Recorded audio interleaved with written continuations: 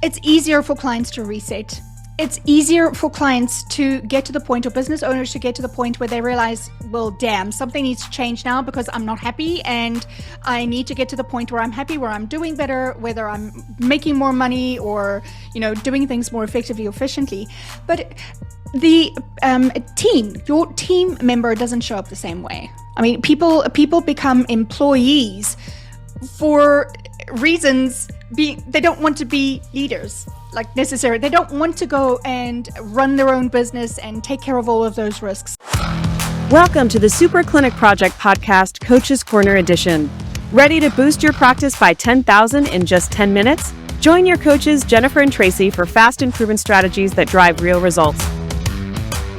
Let's get started. Welcome to the Super Clinic Project Podcast, where we take regular clinic owners and we turn them into super clinic owners. Today, you're here with me, Jennifer Gligoric and Tracey Sundkvist. She's a neuroscience expert and fellow consultant and coach. We're going to help you get $10,000 in your business in 10 minutes here on Coach's Corner. And today's topic is going to be how to reset your team for fresh energy and fresh growth, whether or not you're doing okay or you're at mutiny level, how to do a team reset. Tracy, take it away. Sure. So often what I see happening with clients is it's easier for clients to reset. It's easier for clients to get to the point, or business owners to get to the point where they realize, well, damn, something needs to change now because I'm not happy, and I need to get to the point where I'm happy, where I'm doing better, whether I'm making more money or, doing things more effectively or efficiently. But the your team member doesn't show up the same way. I mean, people become employees for reasons. They don't want to be leaders, like necessary. They don't want to go and run their own business and take care of all of those risks. So it's very important to understand that it might be easy for business owners to pivot, to change, to kind of challenge themselves. But this is something that needs to be actively encouraged within their team space. It's not something that you do to your team. It's something that you do with them, unless you want to be more of that kind of mutiny situation. Right? Yes. And you have to admit, there's nothing wrong with the different mindset. Everybody is here. Every person has a very specific purpose. The purpose of their life may be to be that really great organizer that keeps everybody else organized and make sure the bills are paid and make sure, everything's filed and you can get to things easy. We all need that person. That is a critical skill set. And when you don't have them, you don't do well, right? So how do we foster and encourage people to really settle in to their biggest strengths on a team? Well, number one, the first step is hiring the right people in the right roles. So that's a whole other episode. But let's say you've pretty much done a pretty good job. You like your team, but you want to add some more energy in the team, and you might need to reset it. You've gotten to a rut, everything's different, or maybe it's, for a lot of our practices, summer is a slump time, because so many people go on vacations with kids are going off to college. There's a lot of stuff that happens during the summer months, and it's kind of like church, church has a slump too during the summer. Tithing goes down. It's a big, there are entire trainings when you go to seminary on how to get over summer slumps so that you can, have it good when the holidays start to roll around again, right? It's the same thing with clinics, and many other, places have either some slumps or they have, other times. Like travel industry, their biggest month is, we call it wave season, where people go and book, and that's in January, which no one would even realize about, right? So we all have the different things. So you're going to need to reset them at different times. And a lot of that is, have you been showing up as a leader, and how well is your communication, and how focused are you on what the purpose and the promise of the business is and what you're going to do. So a great way to reset is referral campaigns. We want people to refer other, people to us. Let's run this, and have just a brainstorming session and just say, we're going to want to put out, flyers on this. We want things on the wall. We want everyone here for the next 2 months to be asking this. And this is how we can incentivize, us. If we get this many referrals in, this is what we're going to do, and don't have it be a pizza party. have it be money or something fun, that people can win, right? Anybody can go get their own pizza. So you would have a good goal for them.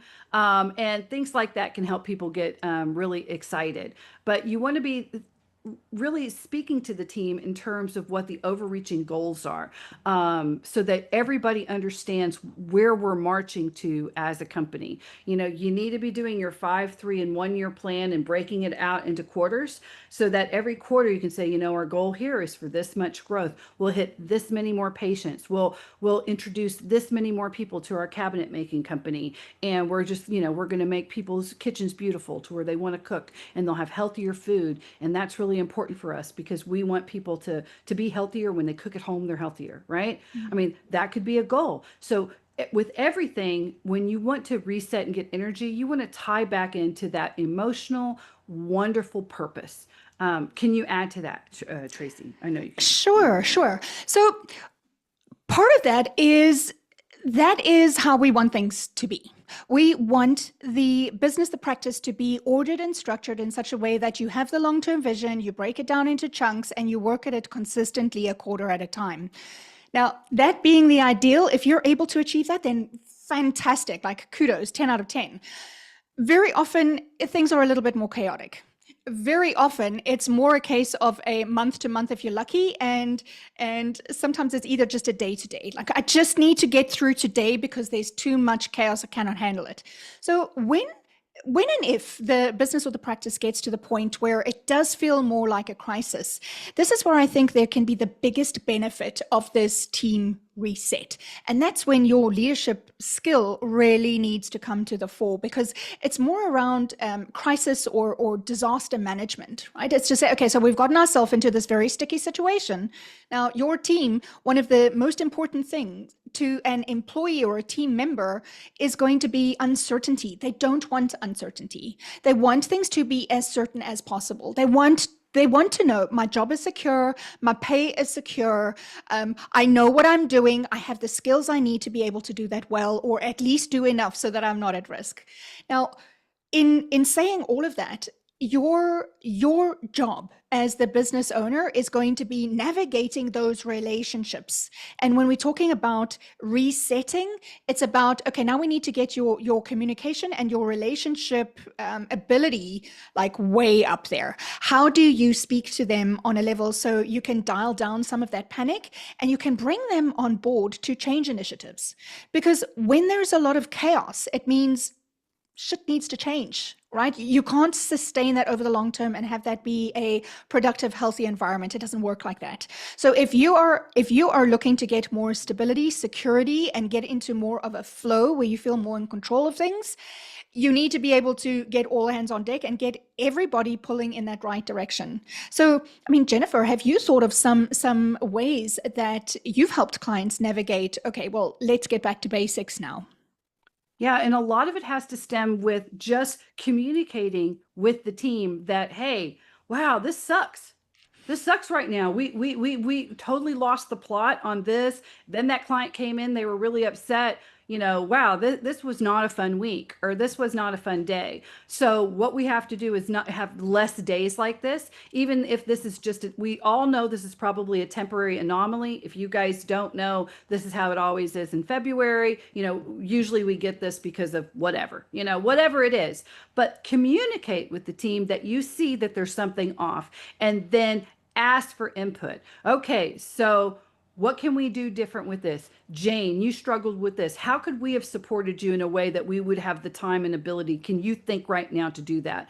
Let's figure this out. This is a challenge, and I want this challenge to be solved, and I would like for all you guys' help to solve this challenge. So just asking that and putting that out there and having them come together to where you're really working towards a common goal, rather than this, well, that's the boss, he'll just come up with something, we'll just do it and it's going to be the same way.